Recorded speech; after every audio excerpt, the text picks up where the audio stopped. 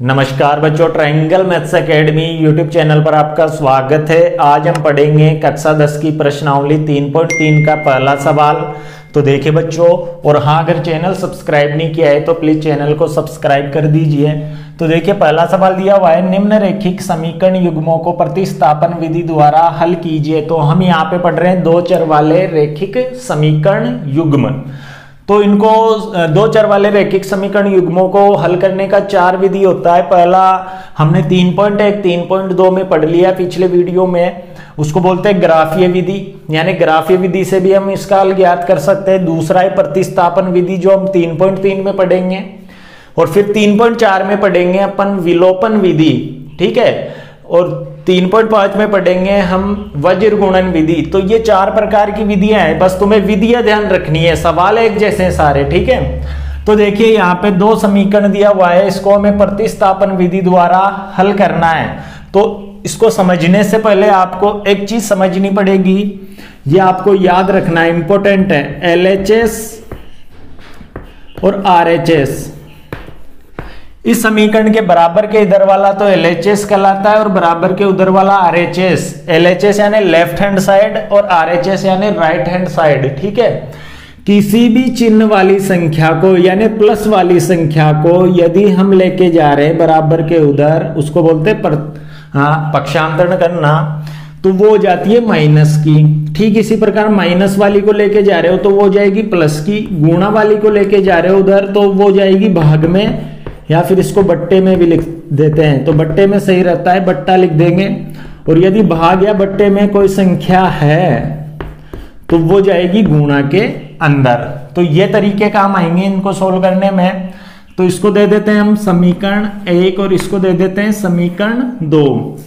तो किसी भी एक समीकरण को दोनों में से सोल्व करके या तो x चर का मान निकालो या फिर y चर का मान निकाल लो। तो x चर का मान निकाल लेता हूं मैं समीकरण 1 से, तो यहां लिखेंगे समीकरण 1 से, ठीक है। तो यहां पे मैं x का मान निकालूंगा तो x बराबर आएगा 14। ये प्लस का है तो मैंने कहा था माइनस में हो जाता है, तो ये y अगर उधर जाएगा तो माइनस y हो जाएगा, ठीक है। ये हमने निकाल लिया x का मान। अब ये इस x का मान हम रखेंगे दूसरे समीकरण में, ठीक है। तो यहां पे x बराबर 14 माइनस y आया इसका मान, इसको रख देंगे समीकरण को समीकरण 2 में रखने पर। तो देखिए x की जगह हम 14 माइनस y रख देंगे समीकरण 2 के अंदर। तो देखिए 14 माइनस y इसकी जगह ये वाला माइनस ऐसा का ऐसा आ जाएगा और y का y बराबर 4। ठीक इसी प्रकार 14 का 14 रहेगा, माइनस y और माइनस y दोनों जुड़ जाएंगे और माइनस का 2y हो जाएगा बराबर 4। देखो दोनों माइनस की होती है और सेम समान पद होते हैं तो वो आपस में क्या हो जाते हैं, जुड़ जाते हैं। और माइनस का ही जुड़ने के बाद जो आता है वो काहे का आता है, माइनस का। इसको भी समझ लीजिए, यदि दोनों संख्याएं यदि माइनस की है तो वो जुड़ के माइनस की होगी, यानी जुड़ेगी। जाहिर सी बात है, समान चिन्ह होने पर संख्याएं जुड़ती है। जैसे दोनों प्लस की है तब भी जुड़ेगी और प्लस का 4 आएगा क्योंकि दोनों प्लस की है।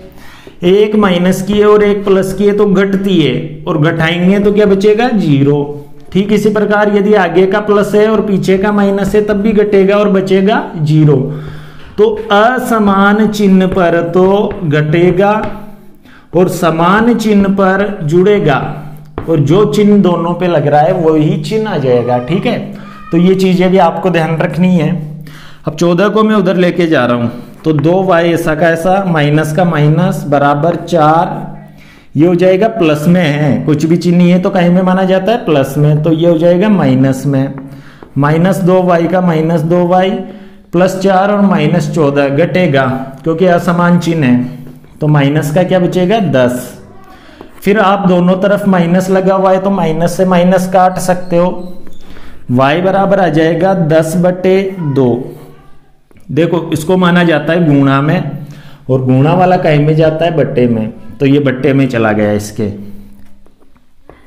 2 से 1 बार और ये 2 से कट जाएगा 5 बार, तो y का मान आएगा 5। तो हमारे पास y का मान आ गया।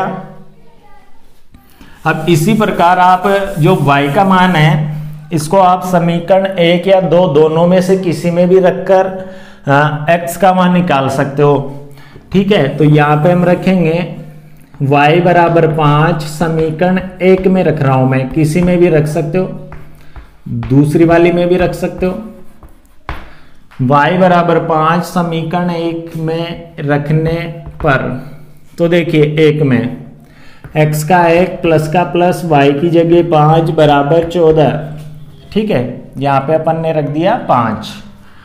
x बराबर आ जाएगा 14 माइनस ये उधर जाके -5 हो जाएगा, x बराबर आ जाएगा 9।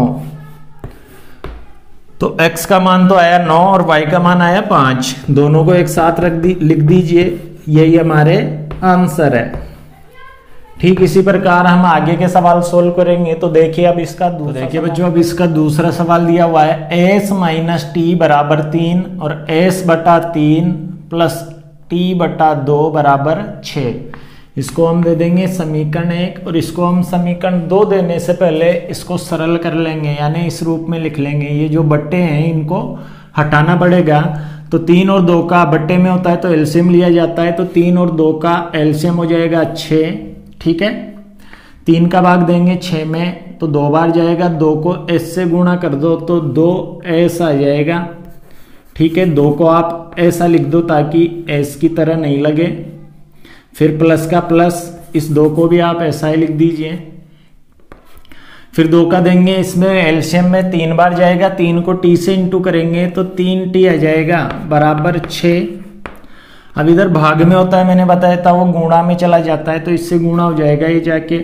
तो 2s प्लस 3t बराबर हो जाएगा 6 छंग 36। अब इसके जैसा हो गया, इसको दे दीजिए समीकरण 2। अब सोल्व करेंगे समीकरण 1 को। समीकरण 1 से s का मान निकाल रहा हूं मैं। s बराबर आ जाएगा 3 का 3, t को उधर लेके जाओगे तो प्लस t।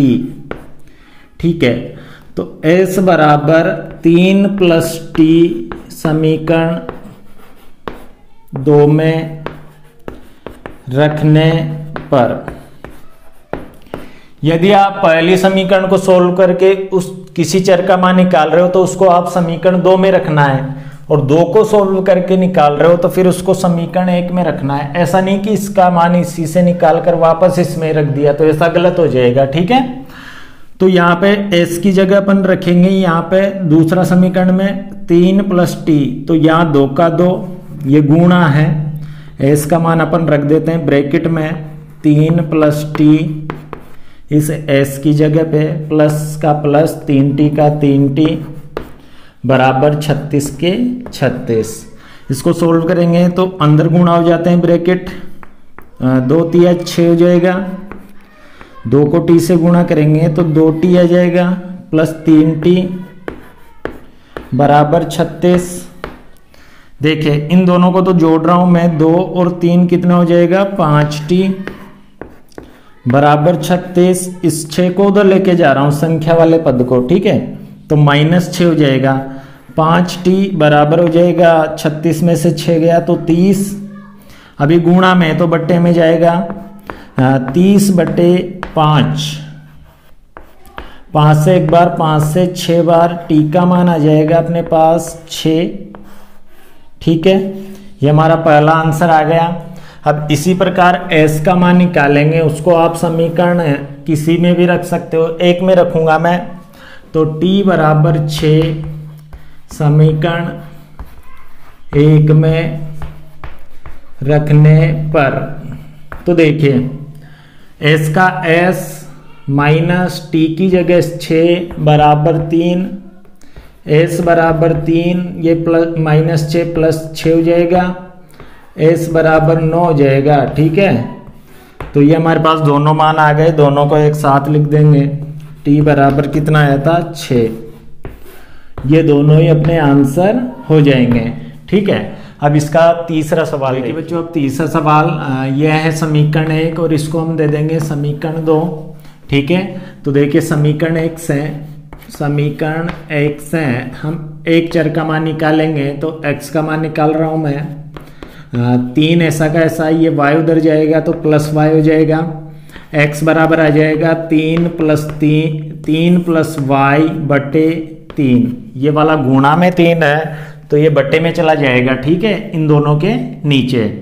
अब x बराबर 3 प्लस y बटे 3 समीकरण किस में रखोगे आप? 2 में। तो समीकरण 2 में रखने पर, ठीक है, तो यहाँ पे अब रखेंगे इसमें x की जगह 9 ऐसा का ऐसा, यहाँ पे आप लगा सकते हो ब्रैकेट 3 प्लस y बटे 3 माइनस 3y बराबर 9, 3 से ये बट्टे में, ये गुणा में, तो इसको काट सकते हो 3 बार, ठीक है। अब ये 3 से गुणा होके 9 हो जाएगा, प्लस 3y से गुणा होके 3y हो जाएगा, और ये माइनस का 3y बराबर 9, ठीक है।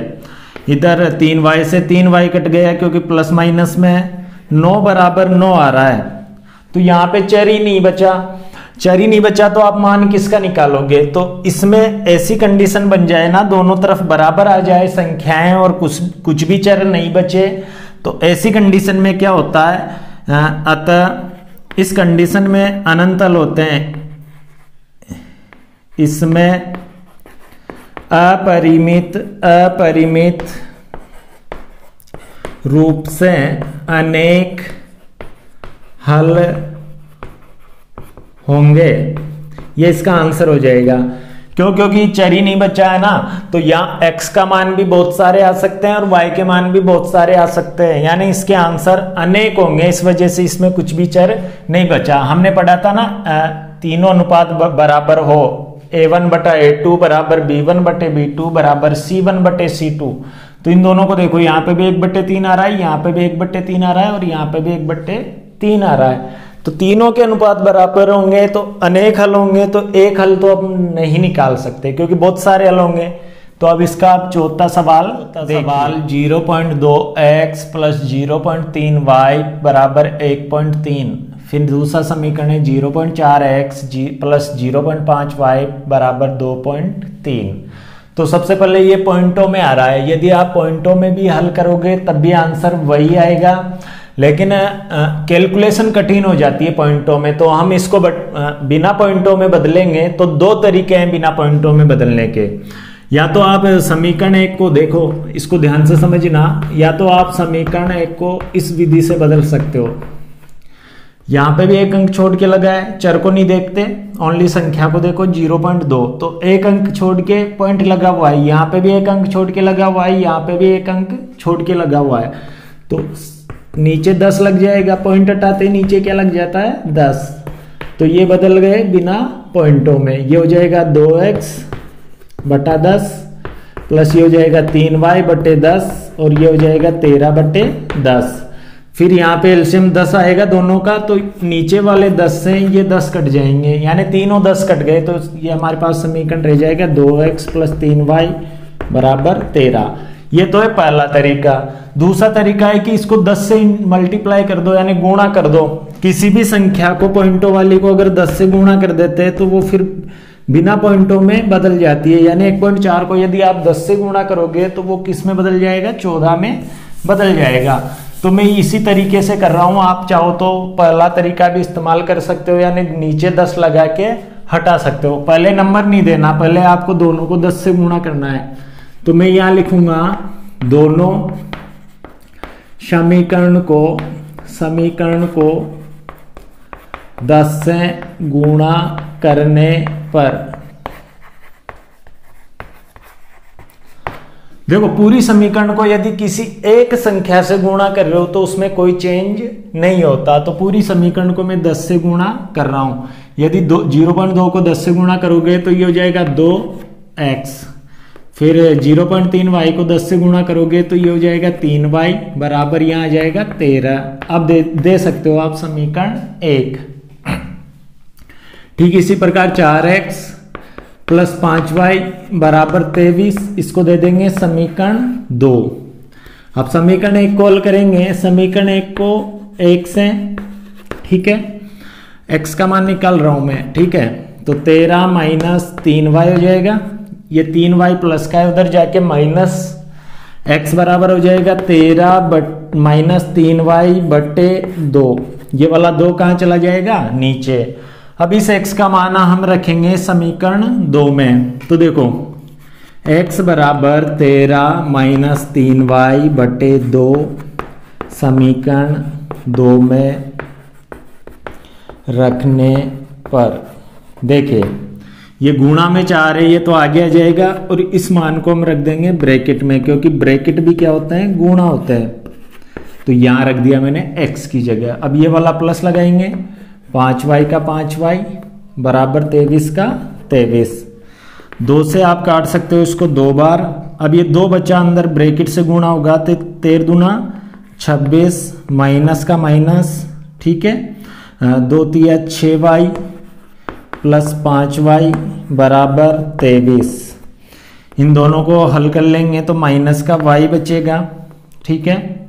6y बड़ा है तो माइनस वाला बड़ा है, माइनस वाला बड़ा होने पर माइनस का बचेगा बराबर 23 का 23। इसको उधर लेके जाओगे 26 प्लस का है तो इधर माइनस का हो जाएगा।